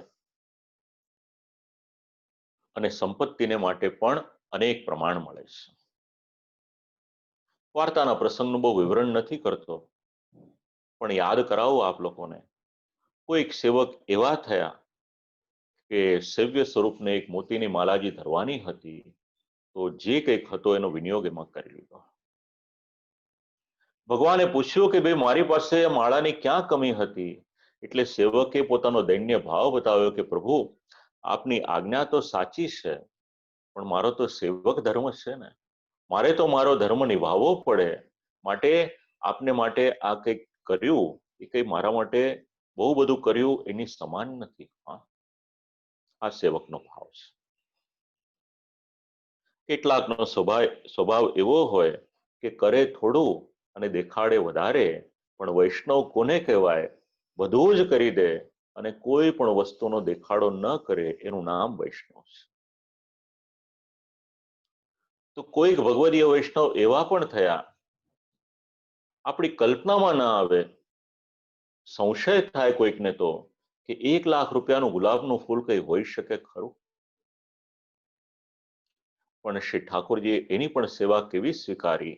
એ દિવસે મસ્તક ઉપર પછી કોઈ શૃંગાર ધારણ ન કર્યો. આવા તો કેટલાય પ્રમાણ આપણને મળશે. તો સેવક તરીકે તનવિત્તજા સેવા આપણે કરીએ. આ તનવિત્તજા જે સેવા છે એ સાધનરૂપ સેવા છે, અને એનાથી આગળ જે ફલરૂપ સેવા છે એ માનસી સેવા છે. આટલું યાદ રાખજો. કાયિક, વાચિક અને માનસિક આ ત્રણેય પ્રકારે આપણે શ્રી ઠાકોરજીને સન્મુખ થઈએ. એ જ વાત અહીંયા આગળ સમજાવી રહ્યા છે. હવે આ 1.5 શ્લોકને વિરામ આપીએ આપણે, અને બીજા શ્લોકનું જે અંતિમ ચરણ છે એનો વિચાર કરીએ. તત સંસાર દુઃખસ્ય નિવૃત્તિર બ્રહ્મ બોધનમ. હવે કોઈક એમ વિચારે કે ભગવત સેવા કરીએ સાધન સેવા કરીએ, માનસી સેવા એ તો ફળ છે જ, પણ સેવા કરવામાં બીજું કોઈ ફળ અમને મળે કે ન મળે. તો કોઈ પણ પ્રકારના પ્રયત્ન કર્યા વગર બે લાભ, બે ફળ એની પ્રાપ્તિ થાય છે, જે આ શ્લોકનો ઉત્તરાર્ધ સમજાવે છે. તત સંસાર દુઃખસ્ય નિવૃત્તિર બ્રહ્મબોધનમ. સેવાને અનુલક્ષીને જે ફળ છે એ તો સેવા ફલમમાં આવશે, જે અંતિમ ગ્રંથ છે. પણ એના અવાંતર કેટલાક ફળ છે કે જે સ્વતઃ આપણને પ્રાપ્ત થાય છે, અને એમાં એક ફળ છે, એનું નામ છે અનિષ્ટની નિવૃત્તિ. કોઈ સાધન સેવા કરતું હોય, માનસી સુધી પહોંચવું એ તો બધાને સિદ્ધ ન થઈ શકે, તો સાધન સેવા કરનારને શું લાભ? તો તત સંસાર દુઃખસ્ય નિવૃત્તિ, એની સંસારમાંથી નિવૃત્તિ થાય. હવે આપણે વિચાર કરીએ કે ભાઈ સંસાર એટલે મારો પરિવાર, મારું ઘર, આ બધામાંથી નિવૃત્તિ કઈ રીતે લઉં? તો સંસાર શબ્દનો અર્થઘટન જ્યારે સમજાવ્યો તો પુષ્ટિમાર્ગ એવી રીતના કરે છે. સંસાર એટલે બે શબ્દનો સરવાળો કરવાનો. પહેલો શબ્દ છે અહંતા અને બીજો શબ્દ છે મમતા. આ બંને શબ્દ એની નિવૃત્તિ અગર ક્યાંકથી થઈ શકે તો જીવ જ્યારે શ્રી ઠાકોરજીની સન્મુખમાં પહોંચે છે ત્યારે છે. કારણ કે અહંતા અને મમતા આ બંને અજ્ઞાન રૂપ છે અને દુઃખ આપનારા છે. જીવનમાં દુઃખ ક્યાં થાય છે? આ શબ્દને વિચારો જરાક. કોઈ પણ વસ્તુ પર આપણું આધિપત્ય અને આપણી મમતા જોડાયેલી છે, તો આ બંને વસ્તુ જ્યાં સુધી જોડાયેલી રહેશે, પછી એ વસ્તુ આપણા જીવનમાં રહી રહે તો આપણને દુઃખ થશે. કોઈ વસ્તુ આપણને અતિશય પ્રિય હોય, ઊંઘામાની ગાડી લઈએ આપણે, ન કરે નારાયણને ગાડીને કોઈ લીસોટો પાડી દે અને સ્ક્રેચીસ પડે તો આપણું મન એ દિવસે અપ્રસન્ન થઈ જાય. ક્યારે? કારણ કે એમાં આપણી અહંતા અને મમતા છે ત્યારે. પણ જે જીવ ભગવાનમાં જોડાઈ ગયો એને એટલી સમજણ પડી જશે કે આ બધા સાધનો છે, ઠીક છે, ભગવાને આપેલા છે, મારું તો મુખ્ય જે સુખ છે એ તો ભગવાનની સાથે જોડાવાથી છે. પછી એને ત્યાંની જે વ્યાધિ હશે, ત્યાંની જે ચિંતા હશે, એ ભગવાન આ સંસારને લગતું છે એને દૂર કરી દેશે. આ તો એક સામાન્ય નિર્જીવ કારની વાત છે. વાર્તા પ્રસંગ વાંચીએ એમાં ઘણા પ્રમાણો મળશે આપણને. આપણો ધર્મ અને પુષ્ટિ માર્ગ પ્રેક્ટિકલ લાઈફમાં વિચારીએ તો પણ ઘણું ઉપયોગી છે. મનને મક્કમ કરવાનું કોઈક શીખવાડે છે તો આપણા આ ગ્રંથો શીખવાડે છે. ષોડશમાં પણ એના ઘણા ઉપદેશો છે, પણ આપણે મોડર્ન ટચ હજી એને લીધો નથી. જે મૂળ સ્વરૂપ છે એને પહેલા જાણીએ, કારણ કે બીજું બધું વિચારવા જઈશું તો મૂળ સ્વરૂપ આપણે સમજી નહીં શકીએ. તો તથ સંસાર દુઃખસ્ય નિવૃત્તિર બ્રહ્મબોધનમ, એમાં સંસારનું જે દુઃખ હોય એને અનિષ્ટ હોય એને નિવૃત્ત કરી દેશે. અને બીજું ફળ છે એનું નામ છે ઇષ્ટ પ્રાપ્તિ બ્રહ્મબોધનમ. ભગવાન માટેનું જે જ્ઞાન છે અથવા તો ભગવાનની પાસે કઈ રીતના જવાનું છે, એ જે ફળ છે આ બ્રહ્મબોધ આપણને થાય છે. અથવા તો એવું પણ વિચારી શકીએ કે અક્ષર બ્રહ્મનું જ્ઞાન થાય એ પણ ઇષ્ટ પ્રાપ્તિ છે, એવું પણ એક અર્થઘટન કરવામાં આવ્યું છે. ભક્તિવર્ધિનીમાં તો એની ચર્ચા આવશે જ. તો તનુજા વિત્તજા જે પણ કોઈક કરે, તનુવિત્તજા જે પણ કોઈક કરે, માનસીનું ફળ મળશે ત્યારે એને મળશે, પણ બ્રહ્મનું જ્ઞાન થઈ જાય અને સંસારનું દુઃખ દૂર થઈ જાય. આ એક અવાંતર ફળ રહે. મુખ્ય ફળ આ નથી, એટલું ખાસ ધ્યાન રાખજો. મુખ્ય ફળ તો બીજું કંઈક છે. બ્રહ્મ જ્ઞાન એટલે પોતાના આત્મામાં અથવા પ્રપંચમાં બ્રહ્મ જ્ઞાન એટલે અક્ષર બ્રહ્માત્મકની સમજણ પડી જાય અને અક્ષર બ્રહ્મ એ પુરુષોત્તમનું અધિષ્ઠાન છે. આગળ ઉપર ચર્ચા આવશે ત્યાં એનો વિચાર કરીશું આપણે. હવે આ બીજા શ્લોકનો સારાંશ આપણે વિચારીએ તો ભગવાન શ્રી કૃષ્ણમાં આપણું ચિત્ત પરોવાઈ જાય એ માનસી સેવા, અને માનસી સેવા એના સાધનરૂપ તનવિત્તજા સેવા છે. માટે પહેલા આપણે જોડાવાનું છે, તનવિત્તજા સેવા કરવાની છે, અને તનવિત્તજા જ્યારે સિદ્ધ થશે ત્યારે માનસી સિદ્ધ થશે અને દેહ, ઘર ઇત્યાદિમાં અહંતા અને મમતા છૂટે ત્યારે આપણને અક્ષર બ્રહ્મ એના સ્વરૂપનું જ્ઞાન થાય. આ સમજાવ્યું છે. હવે ત્રીજો શ્લોક. પરમ બ્રહ્મ તો કૃષ્ણો હિ સચ્ચિદાનંદકમ બૃહદ વિરૂપમ તદ્વિસરોમ સ્યાદેકમ તસ્માદ વિલક્ષણમ. હવે બે શબ્દ અહીંયા સમજવાના છે. બે શબ્દમાં એક શબ્દ છે અક્ષર બ્રહ્મ અને બીજો શબ્દ છે પરબ્રહ્મ. થોડીક શાસ્ત્રની વાત આવે આપણે એને જાણીએ પાછી કે અક્ષર બ્રહ્મ અને પરબ્રહ્મ એના માટે શું સમજાવી રહ્યા છે, શું આજ્ઞા કરી રહ્યા છે. કારણ કે નિવૃત્તિર બ્રહ્મ બોધનમ એ તો કરવાનું છે, પ્રાપ્ત થવાનું છે. તો પરબ્રહ્મ અને અક્ષર બ્રહ્મ એનો આપણે સંક્ષિપ્તમાં જરા પરિચય જાણીએ તો આ પરબ્રહ્મ એટલે કોણ અને અક્ષર બ્રહ્મ એટલે કોણ. તો ગોપાલ તાપિની ઉપનિષદ એનું અનુસંધાન લીધું, અન્ય બધા ગ્રંથોનું અનુસંધાન લીધું. ખૂબ સરળ ભાષામાં આપણે જે સાંભળેલું છે એ આપ લોકોને યાદ કરાવો. હવે જે ભગવાનનું સ્વરૂપ આપ લોકોએ શ્રવણ કર્યું છે એને યાદ કરજો. ભગવાન કેવા? તો કે ભગવાન ગોપ વેશને ધારણ કરે છે એવા છે. કાયો વાછરડાને ચરાવવાને માટે જાય, ગોપીજનો એનું નિરૂપણ કરે, ચલસિયત વ્રજા ચારયન પશુન, અને ત્યારનું ભગવાનનું જે સ્વરૂપ તો ભગવાન ગોપ વેશને ધારણ કરે. તો ભગવાનના શ્રીઅંગનો વર્ણ કેવો? એટલે કહ્યું શ્યામ વર્ણ છે. પૂછ્યું કોની જેવા શ્યામ છે? એટલે કહ્યું તો વાદળની જેવા શ્યામ પણ ખરા અને સમુદ્રની જેવા શ્યામ પણ ખરા. તો આવા જે ભગવાન છે એમના શ્રીઅંગના દર્શન કરીએ તો કેવું? તો કે એ તો તરુણ અવસ્થા છે. તો આ ભગવાનને કોઈ ઓળખી શકે કે નહીં?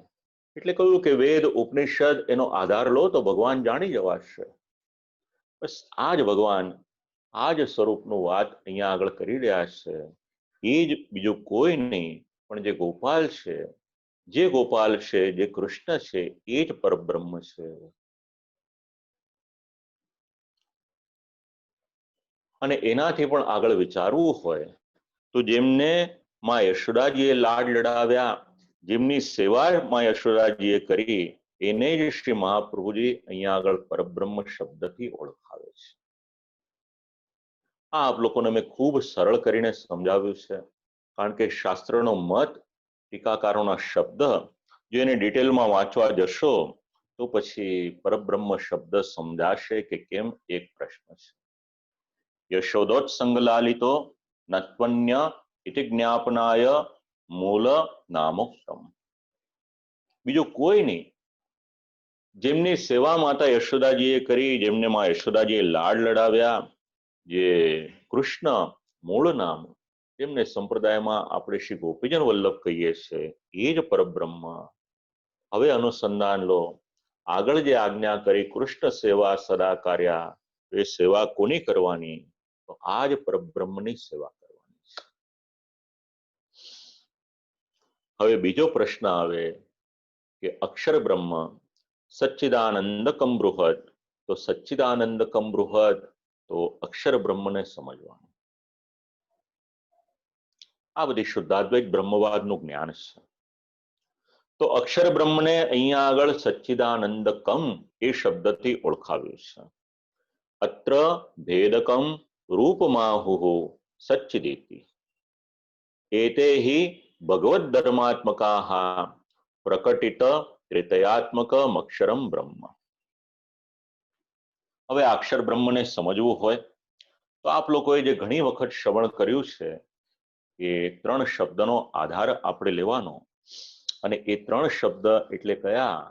તો સત, ચિત અને આનંદ. આ ત્રણ શબ્દ એનું અનુસંધાન લેવાનું. શ્રી કૃષ્ણ સચ્ચિદાનંદ સ્વરૂપ છે અને અક્ષર બ્રહ્મ એ પણ સચ્ચિદાનંદ સ્વરૂપ. તો પછી પરબ્રહ્મ અને અક્ષર બ્રહ્મમાં ફરક શું? એટલે સમજાવ્યું કે અહીંયા આગળ સચ્ચિદાનંદની આગળ કમ અક્ષર લખેલો છે. કમ એટલે શું? તો પરબ્રહ્મ કરતા એક સ્ટેપ ઓછું અથવા તો જે ન્યૂન છે એ અક્ષર બ્રહ્મ છે. જે ગણિતાનંદ છે, જેમનો આનંદ ગણી શકાય છે, એ અક્ષર બ્રહ્મ છે. ક પ્રત્યયેન ગણિતાનંદત્વમેવ ન તો પુરુષોત્તમવત પૂર્ણાનંદત્વમિતિ જ્ઞાપ્યતે. એટલે એમનું જે સ્વરૂપ છે, એનો જે આનંદ છે, એ આનંદને આપણે ગણી શકીએ. હવે જરા આને ઉપનિષદની ભાષાને વધારે સરળ કરીએ તો આનંદ એટલે શું? જરા ચેટ બોક્સમાં લખો એટલે જરા મને વંચાઈ જશે. અહીંયા આગળ આનંદને માટે આપ શું વિચારો છો મને કહો. આપણે જે શાસ્ત્રમાં લખેલું છે એની જરા વાત કરીએ. આપણે શાસ્ત્ર તો સમજાવે છે આનંદને અલગ અલગ રીતે. કોઈકને કોઈક વસ્તુમાં આનંદ આવે છે અને કોઈકને પૂર્ણ તત્વમાં આનંદ આવે છે. તો વસ્તુમાં આનંદ આવે એ શું અને તત્વમાં આનંદ આવે એ શું? અને આ આનંદનો તમને ને મને પરિચય કરાવનાર કોણ? તો જે વૈષ્ણવો નિત્ય સર્વોત્તમ સ્તોત્રનો પાઠ કરે છે, શ્રી આચાર્ય ચરણનું સર્વપ્રથમ નામ અગર કોઈક છે તો છે આનંદ.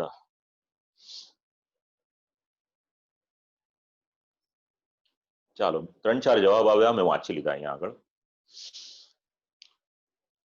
ઉપનિષદ જે સમજાવે છે એને માટેનો વિચાર કરીએ, કારણ કે તમારા અને મારા જીવનની સાથે આ શબ્દો જોડાયેલા છે. ચાલો, આનંદ થયો. આટલા બધા લોકોએ જવાબ આપ્યા મને, વૈષ્ણવો, એનો આનંદ છે.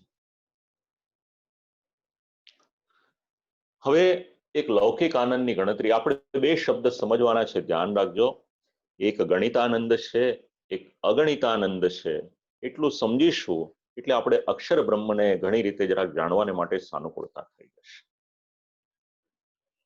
હવે એકદમ આપણી ભાષામાં એની વાત કરીએ. આપણે બે વ્યક્તિ છે, એક ખૂબ ધનાઢ્ય છે, એટલી સમૃદ્ધિ છે કે એની સમૃદ્ધિની કોઈ સીમા નથી, અને બીજી વ્યક્તિ છે, એને સાંજ પડે ભોજન ક્યાંથી કરવું એ પણ પ્રશ્ન છે. બંનેને ત્યાં દીકરાનો જન્મ થાય છે. બંને વ્યક્તિના હૃદયમાં આનંદ છે, પણ એ આનંદની જે અભિવ્યક્તિ છે એ કરવાનો પ્રકાર એ થોડોક અલગ થશે. જેની પાસે કોઈ સાધન સામગ્રી નથી, એના હૃદયમાં પણ આનંદ તો છે જ. એ આનંદને અભિવ્યક્તિ કરવાને માટે એના ઘરમાં ડબ્બામાંથી થોડી સાકર હશે, એ લેશે, પોતાની પત્નીનું મોઢું મીઠું કરાવશે કે ભગવાનની કૃપાથી આપણે ત્યાં દીકરો થયો. દીકરો હોય કે દીકરી હોય, જે પણ એને ત્યાં સંતાન થયું, એનો આનંદ છે. અને બીજી તરફ જેની પાસે દરેક પ્રકારની સાધન સંપત્તિને સામગ્રી છે, એના હૃદયનો આનંદ કેટલો હશે?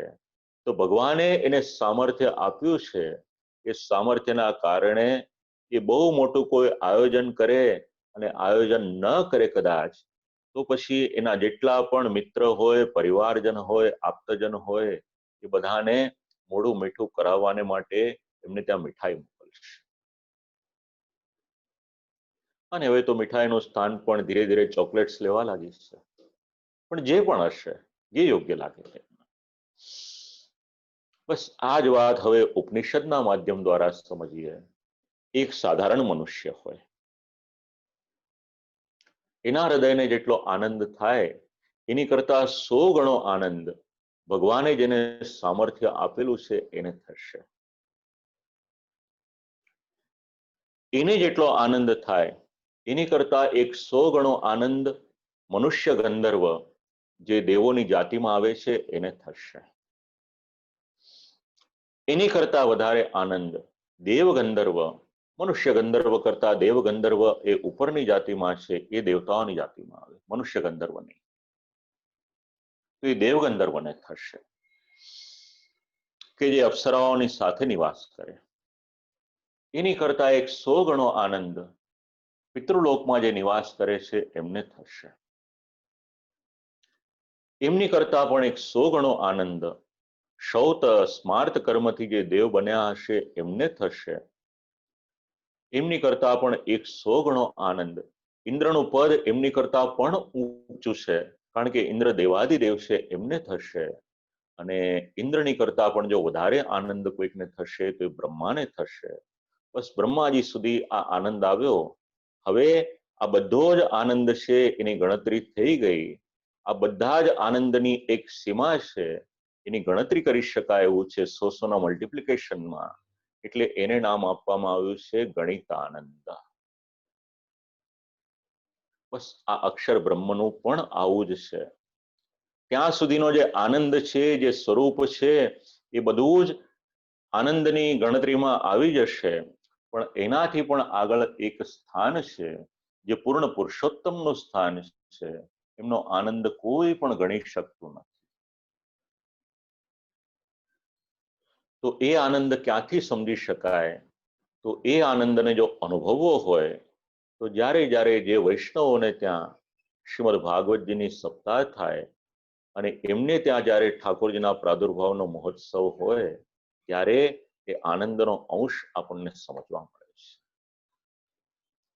અથવા તો પછી આપણે ત્યાં શ્રી ઠાકોરજી બિરાજમાન હોય અને જન્માષ્ટમી આવે અને પછી જ્યારે આપણે શ્રી ઠાકોરજીને પલને ઝુલાવીએ છીએ ત્યારનો જે આનંદ છે, આજે પરબ્રહ્મનો આનંદ છે, એ આનંદની કંઈક માત્રામાં અનુભૂતિ આપણને ત્યાં થઈ શકે.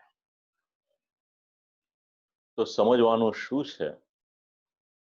જ્યાં આગળ મનની સાથે વાણી પણ જેને પહોંચી નથી શકતી એ પૂર્ણ પુરુષોત્તમ એનું સ્થાન, જે અપરિચ્છિન્ન આનંદ સ્વરૂપ છે અને જે અક્ષર છે એનો જે આનંદ છે એ એક માત્રામાં છે. બસ આ બે શબ્દ આપણે વિચારીએ એટલે આ શબ્દ, આ જે પદ છે એ આપણને સમજાઈ જાય. સચ્ચિદાનંદકમ બૃહદ, ત્યાં જે ક મૂક્યો છે એક ન્યૂનતામાં સમજાવ્યો છે. તો અક્ષરના બે સ્વરૂપ છે, એ છતાં પણ પુરુષોત્તમનું અધિષ્ઠાન એ અક્ષર બ્રહ્મ છે. બે શબ્દ છે, અધિષ્ઠાન ને અધિષ્ઠાતા. ભગવાનનું રહેવાનું ધામ અક્ષર બ્રહ્મ એ પુરુષોત્તમનું અધિષ્ઠાન છે. જેમાં રહે તે અધિષ્ઠાન અને જે રહે એનું નામ અધિષ્ઠાતા. આ રીતે અક્ષર બ્રહ્મ બે સ્વરૂપ એને સમજાવે. કેટલુંક એવું હોય કે જે આપણે જોઈ શકીએ અને કેટલીક વાત એવી હોય કે જે આપણે અનુભવી શકીએ. ગુલાબનું પુષ્પ હોય એને આપણે જોઈ શકીએ, પણ એની જે સુગંધ આવે એને આપણે જોઈ ન શકીએ, એને આપણે અનુભવી શકીએ. બસ આ જ વાત છે જે પુરુષોત્તમ અને અક્ષર બ્રહ્મ, પરબ્રહ્મ અને અક્ષર બ્રહ્મ, એને પણ આ રીતે વિચારી શકાય. તો આ શ્લોકનો સારાંશ એટલો છે, પૂર્ણ પુરુષોત્તમ સચ્ચિદાનંદ શ્રી કૃષ્ણ છે અને અક્ષર બ્રહ્મ એક પ્રપંચાત્મક અને બીજું રૂપ છે. હવે અક્ષર બ્રહ્મ અને પુરુષોત્તમનું પ્રતિપાદન કરી અને ચોથા શ્લોકમાં જગતરૂપ અક્ષર બ્રહ્મના વિષયમાં જે વિવિધ મત છે એને સમજાવવામાં આવ્યા. હવે જે જગતમાં આપણે રહીએ છીએ, બહુ શાસ્ત્રની પરિભાષામાં આપણે ગૂંચવાડો થાય એવું નહીં કરવું. ખૂબ જ સંક્ષિપ્તમાં અને સરળ ભાષામાં આપણે સમજી લઈએ કે આખું જે વિશ્વ છે, જે જગત છે, વૈજ્ઞાનિકો એવું કહે છે કે બિગ બેંગ થિયરી સિદ્ધ થશે ત્યારે થશે, પણ આપણા શાસ્ત્રમાં એના માટેના ઘણા બધા પર્યાયો આપેલા છે. શ્રી આચાર્ય ચરણ એ પર્યાયોનું નિરૂપણ કરે છે.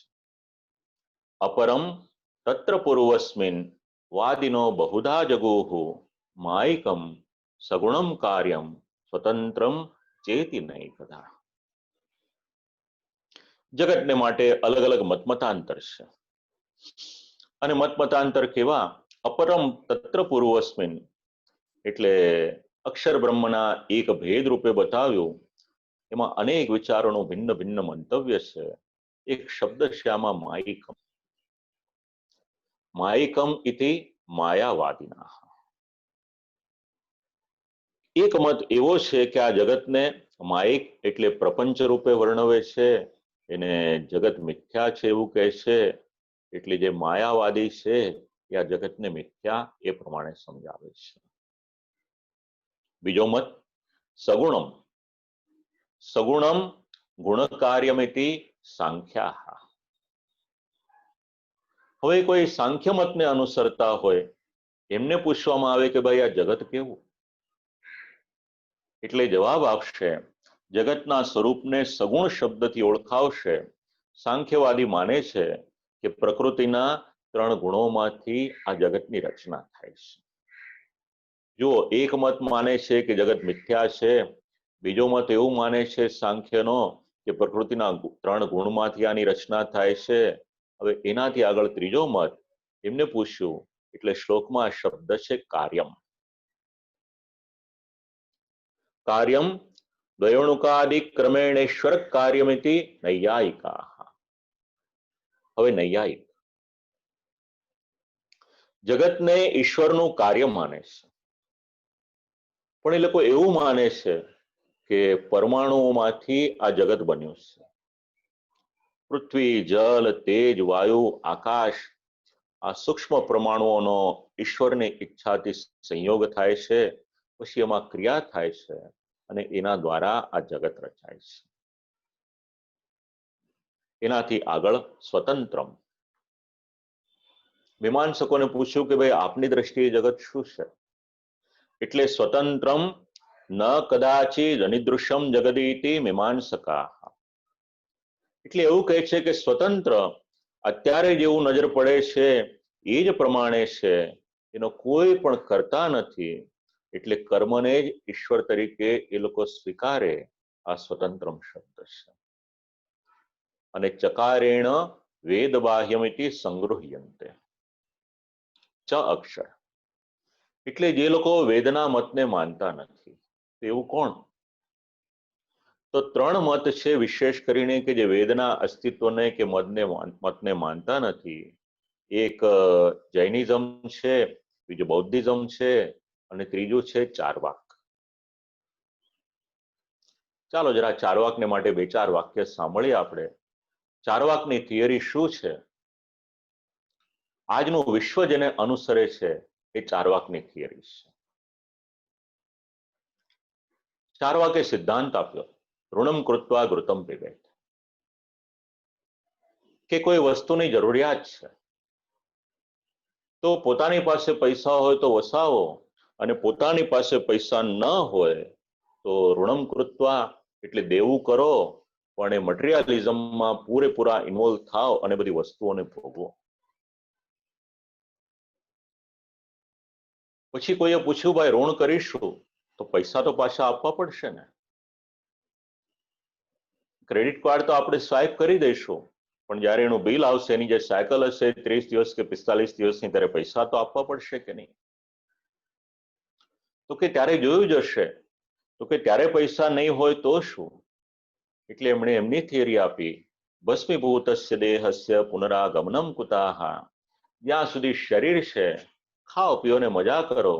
જે દિવસે શરીર નહીં હોય તો પછી અહીંયાના જે કરેલા કર્મ છે એ આપણને બાદ નહીં કરે, કારણ કે શરીરની સાથે સાથે એ કર્મ પણ સમાપ્ત થઈ જશે. આ ચારવાકની થિયરી છે, જેને આપણે ત્યાં નાસ્તિક મત કહેવામાં આવે છે. બસ ઘણા લોકો આજે આ થિયરીને ફોલો કરે છે. એમને ખબર નથી કે આ ચારવાકની થિયરી છે, પણ જીવન પદ્ધતિ જ્યારે આપણે વાંચીએ ત્યારે એમ જ લાગે કે આ એ પ્રમાણેની પદ્ધતિ છે. તો શ્રી આચાર્ય ચરણ આ બધાના જે મત છે એને તો સમજાવી દીધા, કહી દીધું કે આ બધા જગતને માટે આ રીતનું સમજાવે છે. હવે શ્રી મહાપ્રભુજી પોતાનો મત સમજાવે છે 5મા શ્લોકમાં. તદેવૈતત્ પ્રકારેણ ભવતી તે શ્રુતિર્મતમ વિરૂપમ ચાપી ગંગાવદ જ્ઞેયમ સા જલરૂપે. શ્રી આચાર્ય ચરણ આજ્ઞા કરે છે કે આ બધું જ જણાવ્યું આ તો બીજા બધાના મત, પણ જો મને પૂછશો તો હું શ્રુતિનો મત એવું કહીશ કે જે એ જ અક્ષર બ્રહ્મ આ પ્રપંચાત્મક જગતરૂપ છે. એટલે શ્રી મહાપ્રભુજીની દ્રષ્ટિએ એ બ્રહ્મ જ આ પ્રપંચાત્મક છે અને એમાં બૃહદારણ્યક શ્રુતિની પૂર્તિ એટલે એનું અનુસંધાન લીધું કે આ સગળું જગત જે આપણને દેખાય છે એ બ્રહ્માત્મક છે. તો શ્રુતિ દ્વારા શ્રી આચાર્ય ચરણે આને સિદ્ધ કર્યું અને પછી એને સિદ્ધ કરવાને માટે ગંગાજીના સ્વરૂપની સાથે એને સમજાવે છે. તો ગંગાજીના 3 સ્વરૂપ અત્યારે આપણે લઈશું તો 5-7 મિનિટમાં એનો વિરામ લઈએ. એની કરતા આજનો જે ક્રમ છે, આમ તો સમય છે હજી, પણ આ શ્લોકનું અનુસંધાન આગળના બધા શ્લોકોની સાથે છે. તો નિત્યનો જે ક્રમ છે ત્યાં સુધી જ આપણે આને રાખીએ. 2-4 મિનિટનો ટાઈમ છે. તો ભગવાનની કૃપાથી જે વૈષ્ણવો અનુભવી રહ્યા છે, જે શેર કરે છે, જે ટેલિફોન કરે છે, જે સમજાવે છે, કેવળ અને કેવળ શ્રી આચાર્ય ચરણની કૃપાનું પરિણામ છે. દુબઈના વૈષ્ણવોએ ફોન કર્યો, ઠાકોરજીની કૃપા એમની પર, શ્રીમદ ભાગવત હોય કે આ ષોડશ ગ્રંથ હોય, એમનો અનુરાગ થયો એમાં એ પ્રભુની કૃપા છે. એવી જ રીતે ઓમાનમાં આપણા કિરણભાઈ છે, સોજિત્રા છે, ખૂબ રસ લઈને અધ્યયન કરતા હોય એ રીતે જ આખો જ જેટલા વક્તવ્યો છે એને શ્રવણ કરે છે. અલગ અલગ માધ્યમ દ્વારા શ્રોતાઓ ક્યાં શ્રવણ કરે છે મને ખબર નથી હોતી. ઈસ્ટ આફ્રિકાથી કોઈ પરિચિતનો મેસેજ આવ્યો કે આ રીતના વક્તવ્યો શ્રવણ કર્યા. એ પણ ઠાકોરજીની કૃપા, એમનો અનુરાગ થયો આમાં. અમેરિકાના ઘણા બધા મારા પરિચિત વૈષ્ણવો છે, કલ્પેશભાઈ દેસાઈ હોય, કામિનીબેન હોય, જ્યોતિબેન પટેલ હોય, દર્શનાબેન પટેલ હોય, ખૂબ રસ લઈને આ બધું શ્રવણ કરે છે. અને કામિનીબેનની તો બંને બહેનો અહીંયા મુંબઈમાં રહે, આ 3 બહેનો આ બધું શ્રવણ કરે છે. સુધાબેનને એમના બહેન એ પણ કોઈમ્બતુરમાં રહે. તો આ બધી જે અનુભૂતિ થાય છે એ કેવળ અને કેવળ એટલું જ સમજો કે શ્રી આચાર્ય ચરણની કૃપા આપ લોકો પર થઈ છે. વલ્લભ વિદ્યાનગરથી એક વૈષ્ણવનો ફોન આવ્યો મને, ઇન્દ્રવદનભાઈનો. કહ્યું કે મારા પરદાદાની પાસે શ્રી અમનાષ્ટકમ ભણ્યા હતા અને જે એમના હૃદયમાં આનંદ હતો. ગઈકાલે ગોધરા દક્ષાબેન સાથે વાત થઈ. એમણે કહ્યું કે શાસ્ત્રીજી, સોમ ચેનલ ઉપર આપની કથા શ્રવણ કરતા હતા, પછી આ વખતે ભગવાને સાનુકૂળતા આપી, આપના દાદાજીની કથા કરાવી હતી અને પછી ઘણી બધી વાતચીત કરી. ઘણા પૂર્વજોનો સંબંધ એમણે યાદ કર્યા. દીપકભાઈ રાજપૂત અત્યારે બેંગ્લોરમાં છે, ઈમેલ કર્યો એમણે. તો જે પણ આપ લોકોને અનુભૂતિ થઈ રહી છે, અને હું કોઈના મારા માટે પ્રશંસાના શબ્દો છે એ બધું નથી બોલતો, મને ગમતું બી નથી, મારો સ્વભાવ નથી એ રીતનો. પણ એવું વિચારું કે આ બધા વૈષ્ણવોની ઉપર કેવળ અને કેવળ શ્રી ઠાકોરજીની કૃપા છે. પ્રેમપુરી આશ્રમમાં ખૂબ સેવા કરનાર માલિનીબેન શ્રોફ, બાલબોધ શ્રવણ કરી મન પ્રસન્ન થયું. દહીસર, બોરીવલી, કાંદીવલી ઘણા વૈષ્ણવના ફોન આવ્યા. તો જે પણ આપને કૃપા થઈ રહી છે, માધ્યમ ભગવાન કોઈકને બનાવે, આમાં મને માધ્યમ બનાવ્યો અને આમાં પરિષદે આ આયોજન કર્યું. આપણે બધા ભેગા થઈને એવું ઈચ્છીએ કે પરિષદ સતત આવા આયોજન કરે અને એ આયોજન દ્વારા જે પણ પુષ્ટિ સૃષ્ટિ છે, આપણા જે સિદ્ધાંતો છે, એ સિદ્ધાંતોને ખૂબ સારી રીતે જાણે વાંચે, વિચારે, સમજે, જેના દ્વારા પુષ્ટિ માર્ગને વાસ્તવિકતામાં જાણી શકે તો આનંદ થશે. શ્રી વલ્લભકુલની સાથે જે કંઈક વાત થાય છે એ તો હું આપ લોકોને જણાવતો નથી, પણ એટલું આપણે સમજીએ કે શ્રી વલ્લભકુલના પણ આપણને ખૂબ ખૂબ આશીર્વાદ છે. અને શ્રી આચાર્ય ચરણની વાણી સમજવી હોય તો આ બધું આપણને સહાયક છે. અશ્વિનભાઈ શેઠે ખૂબ સારી રીતના લખ્યું કે શાસ્ત્રીજી પુષ્ટિમાર્ગ હવે સમજી રહ્યા છીએ અમે, કારણ કે કાર્યમાં એટલા બધા વ્યસ્ત હતા તો સમજવાનું કે ભગવાને આપણને આ સાનુકૂળતા આપી છે. બસ આ જ આપણી યાત્રા ચાલી રહી છે. શ્રી આચાર્ય ચરણની આપણી પર કૃપા રહે, શ્રી ઠાકોરજીની કૃપા રહે. કંઈક ને કંઈક સિદ્ધાંત ભગવાન જે પ્રેરણા કરે એને આપણે સમજવાને માટે વિનમ્ર પ્રયત્ન કરીએ તો ઠાકોરજી આપણા સર્વની પર અનુગ્રહ કરશે જ કરશે એવી શ્રદ્ધા રાખીએ. આવતીકાલનો આપણો જે ક્રમ છે એ બરાબર 5 વાગે આરંભ થશે, કારણ કે આગળનો જે ક્રમ હતો એના આજે 3 દિવસમાં વિરામ થઈ ગયો છે, એટલે આવતીકાલથી 5 વાગ્યાનો આપણો જે ક્રમ છે એનું અનુસંધાન લઈશું. તો આજની વાણીને પુનઃ એક વખત શ્રી ઠાકોરજીના યુગલશ્રી ચરણોમાં સમર્પિત કરી અને અહીંયા આગળ વિરામ લઉં છું. જેમણે પણ ચેટ બોક્સમાં જે પણ કંઈક ભગવત સ્મરણ લખ્યા હશે એમને પણ ભગવત સ્મરણ, જેમણે દંડવત પ્રણામ લખ્યા છે સર્વને આશીર્વાદ, અને દેશ વિદેશના જે વૈષ્ણવો છે આપ સર્વને ભગવત સ્મરણ કરી અને અહીંયા આગળ વિરામ લઉં છું. અસ્તુ.